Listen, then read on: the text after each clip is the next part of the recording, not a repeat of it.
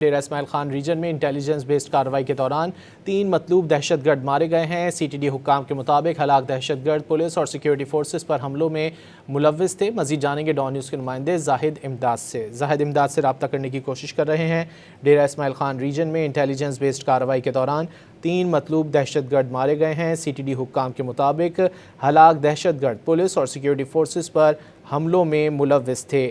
3 Kalashnikov, 9 magazines, 2 hand grenade, متعدد کارتوس بھی برآمد کیے گئے ہیں۔ آئی جی خیبر پختونخوا کا سی ٹی ڈی ٹیم کو خراج تحسین۔ ڈیرہ اسماعیل خان ریجن میں انٹیلیجنس بیسڈ کارروائی کے دوران 3 مطلوب دہشت گرد مارے گئے ہیں۔ سی ٹی ڈی حکام کے مطابق ہلاک دہشت گرد پولیس اور سیکیورٹی فورسز پر حملوں میں ملوث تھے۔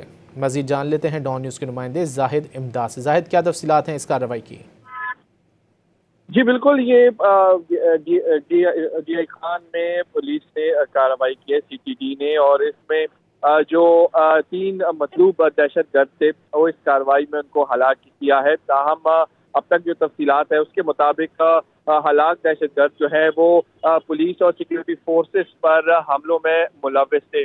ہلاک دہشت گردوں کے قبضے سے جو ہے وہ جو مشین گنز، گرنیڈ اور دیگر جو کارتوس ہیں وہ برآمد ہوئے ہیں۔ جی بہت شکریہ زاہد امداد ان تفصیلات کے لیے۔